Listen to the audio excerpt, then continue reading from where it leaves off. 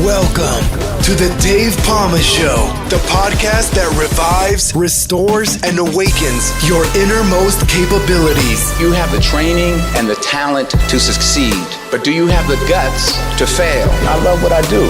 When you love what you do, you want to be the best at it. Today is about the power of you. You will change the world. Find your path to success through the journey of those who have succeeded. And now, your host, Dave Palma.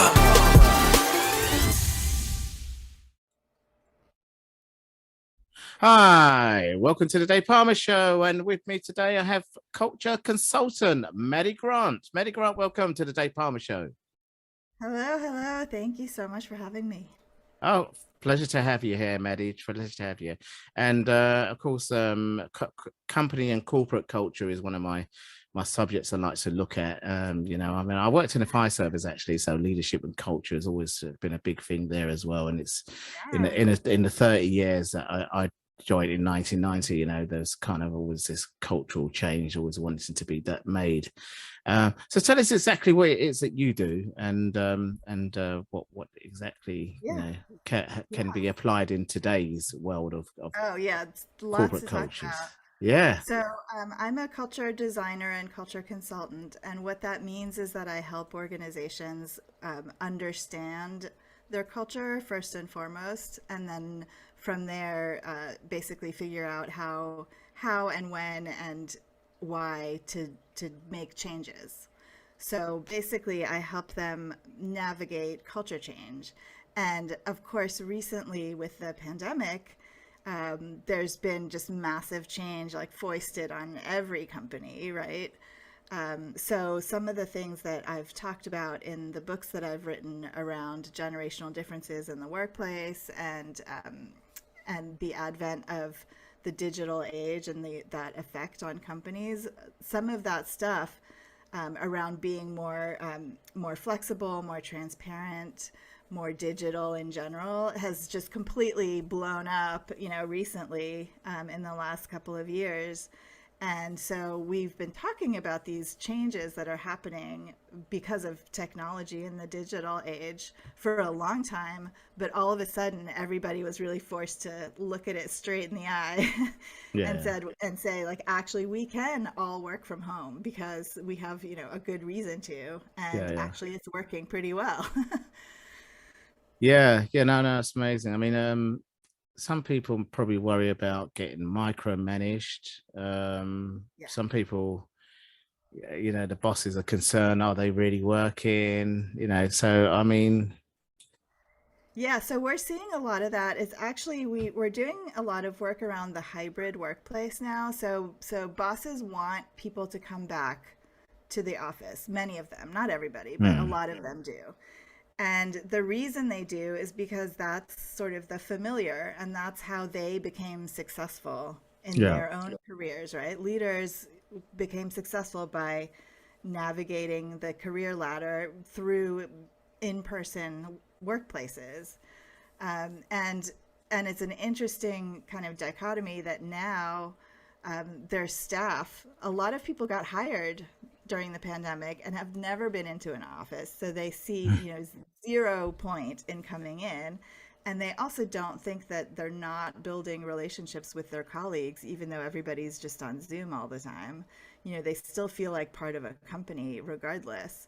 So the argument of coming back into the office because, that's how you get to know people and build relationships, or, I can't see what you're doing all day. Those arguments just don't fly anymore, because for 2 years, whole teams have, done the work that they were needed to do without that in-person supervision. So the really interesting thing that's happening now is that we are helping organizations basically rethink why people have to come in, because we actually do believe that there's value in bringing people together. Right? There's a different energy when you have your whole team, in a single place, all brainstorming together, than there is when you're doing the same thing on Zoom. It's just different.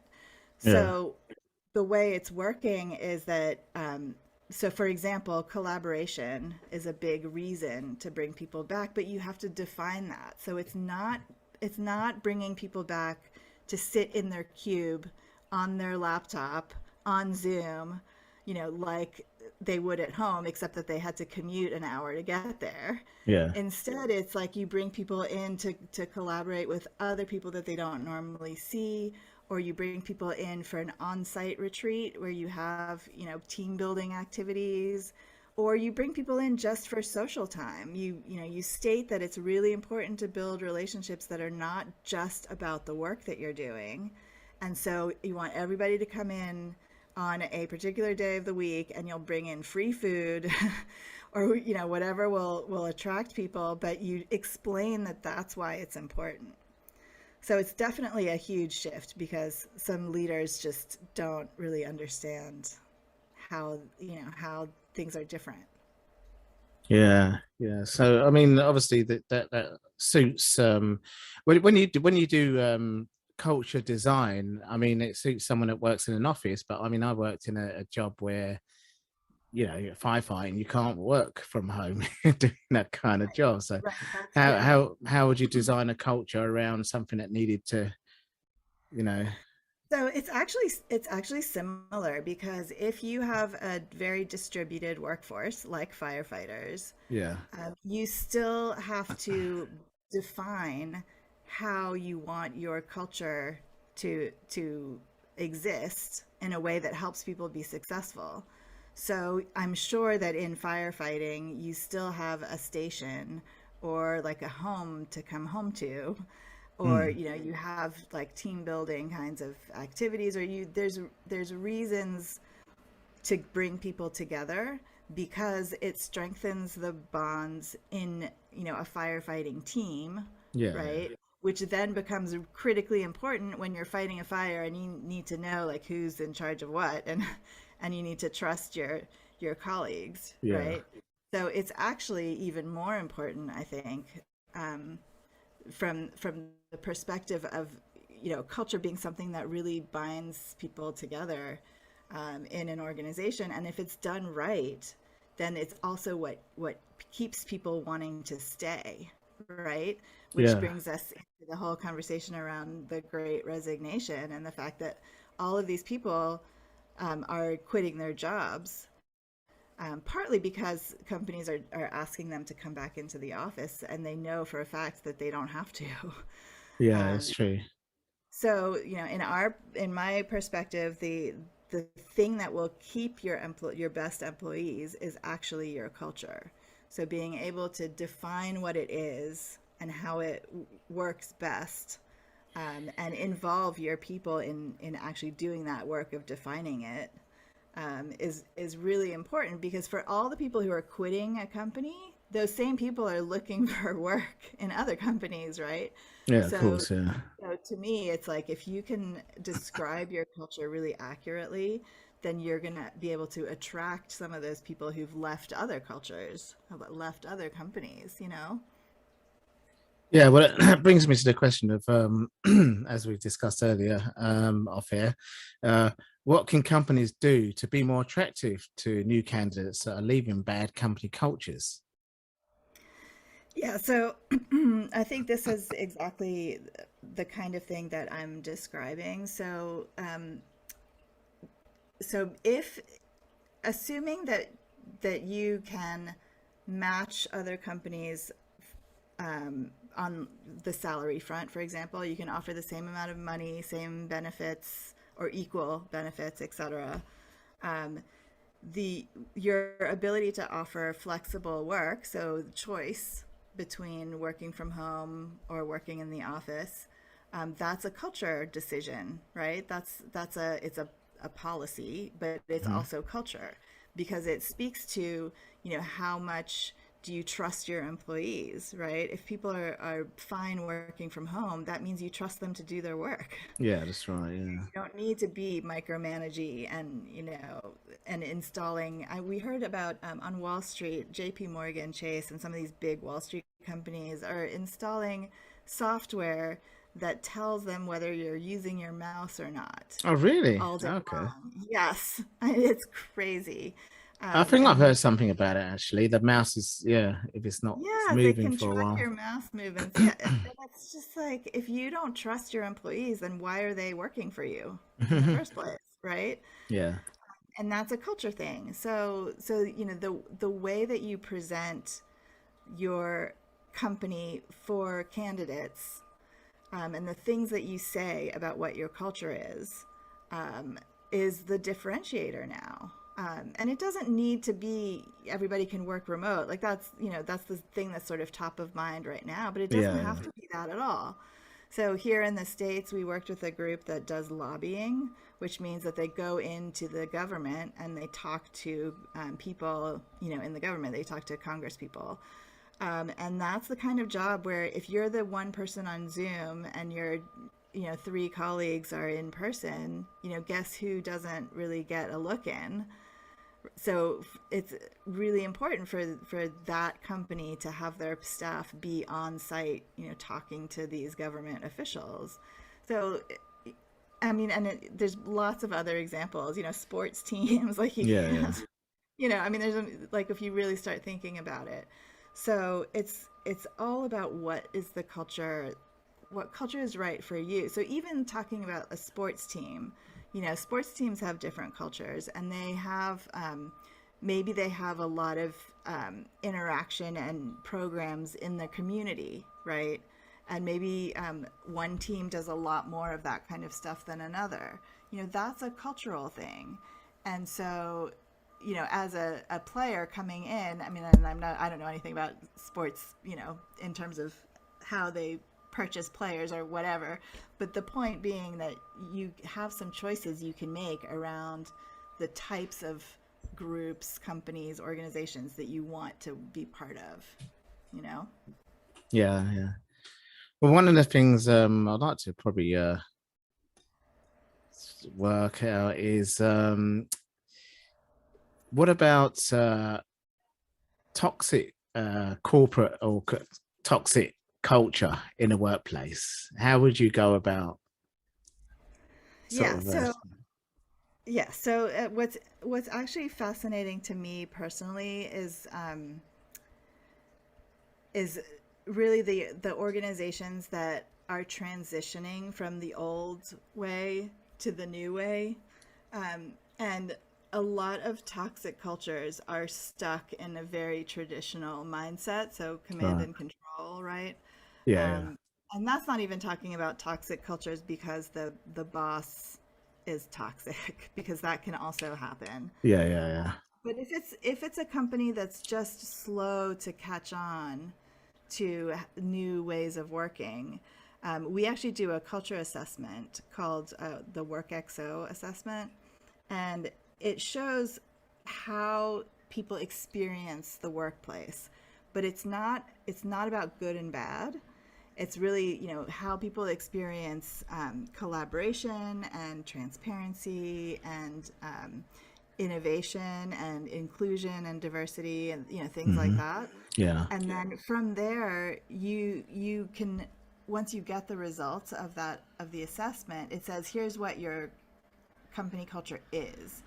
But if there's toxic pieces of it, it shows up, but it shows up in a way that is like, do we want to be like this? So there's sort of no judgment to it. It's like everything's written positively, and then you decide in the company, do we want to change these things or do we want to keep them the way they are? So of course the company has to be willing to look at their culture. So that's the problem. Well, that's it exactly. Yeah, if you have a toxic culture that's not willing, or the CEO, because it has to be, the CEO has to be part of it. Otherwise, you can't do a company-wide project, right? It's just not possible. What if the CEO wants to be part of it, but the rest of the workforce doesn't, or most of the workforce doesn't? Yeah, it's okay the way the things are, for them, but the CEO says, no, we've got to change. No, exactly. And so sometimes you just have to wait until they retire. Yeah, all right. That could be a long wait for. Could be a long wait. And other times you have to be prepared to just walk out the door, which is literally what's happening with the Great Resignation everywhere. people are walking out the door because they're saying, no, this is not good enough for me. Yeah, I want yeah. to work somewhere where I can be happier. Yeah, that's true. Yeah. I You know with Starbucks, they've had kind of a couple of issues and they've had to know? do some training and stuff like that, in terms of the diversity, inclusion, some of the Yeah, stuff that's happened, there's a lot of So, stuff and a little bit of willingness to work on things can go a long way. It's the hmm. ones where they're like, no, I don't care. It's my way or the highway. Those are the companies that will not survive very long, I don't think. Yeah, yeah. No, no, absolutely. So tell us a little bit more about your work and what you do. You know, uh, your company, how Yeah. did you get started with it? Yeah. So actually, I had a social media strategy consulting firm originally. Yeah. So I started helping some companies with that just back in 2006-07 when it was all starting. I think I was the 100 and something person on Twitter. Oh, I right. remember when Okay. it, Oh, that's yeah, I interesting. remember when it was like new and shiny and Yeah, fun and yeah. happy. I remember when Twitter first came out, but I don't think I was that early. Yeah, But I was super early. yeah, yeah. Yeah, it's I think not as 2008. If you look at my Twitter, it's 2008. So yeah, it was yeah. like 2006 or something, right All after they right. South Okay. by Southwest and sort of turned So around into a this, yeah, just around the same time as Facebook started getting popular. yeah, Yeah. So yeah. I think So Facebook came out first, didn't it? So I think so. I think so. yeah. I didn't go onto Facebook till after though. Oh, right. Okay. But but it's funny because in that kind of work, I was obviously teaching companies how to use Twitter and Facebook and LinkedIn were the big Hmm. three. Um, and but that work was all about actually changing how you work. So it was about collaborating with different departments and being able to trust your younger staff who were the ones who knew social media. And it was about being more authentic as a company and all of these things that were actually about culture change. So then, and I wrote a book about all of this called Humanize, How People-Centric Organizations Succeed in a Social World. And that was in 2011. And then after that, my partner and I did some generational differences in the workplace research. So our second book was called When Millennials Take Over. And it was a lot of the same ideas around how organizations need to be more digital and more transparent. They need to be able to like act more quickly, to be faster. And millennials at that point were in their early 30s, so they were starting to become managers and able to change things a little bit. So so that was the second book, and then since then I've written another one on engagement, employee engagement. But all of these things are all about culture change Yeah. with a specific angle related to technology, right? Because technology, like there is no change without technology change No, no. these days. So that's my particular kind of perspective on it. And my partner Jamie, his focus is on conflict resolution, and he's the generational expert. Yeah. So we had the sort of digital and then the conflict, and like so it's all about like being human in the workplace. Hmm. Yeah, yeah, Basically yeah. building more human workplaces. And so my podcast is called Work at Life, and that's with an organizational psychologist. Her name is Sonia Lucina. Right, She, yeah. I think I've got her lined up as well as a guest later on. oh yeah, you'll love Yeah, her. so She's amazing. She's a PhD. She's super smart, but she kind of thinks a lot about the individual employee and how they, carve their career path. all right, okay, that's Whereas interesting. I work with companies, right? So Yes, I yeah. have like the company view and she has the individual view. Yeah, I know, yeah. Our podcast is all about how to navigate, the balance of between work and life, which is not two different things. It's actually Okay. melded together Yeah, of now. course, yeah, yeah. So yeah, it's I think you would like it. Yeah, yeah. No, I'll dip into the podcast have a listen to a few of them. Yeah. But yeah, that's quite interesting. And where can people find out about your company, and where they can find out more about your books as well? Yeah, thank you. So my books are on Amazon. Just if you search for Maddie Grant, the easiest one to find is When Millennials Take Over. That's our sort of biggest book. And then my company is called Propel, and the website is propelnow.co. Yeah. And then Work at Life podcast is on, all the usual podcast channels. Great stuff. Well, Maddie, it's always interesting to talk about. I know I'm a retired firefighter now, and obviously this is what I do, podcasting, and a few other little things here and there in my my semi-retired life. Why not? So just like to say thanks very much for coming on and sharing your valuable expertise with my audience today. Yes, thank you for having me. That's all for this episode.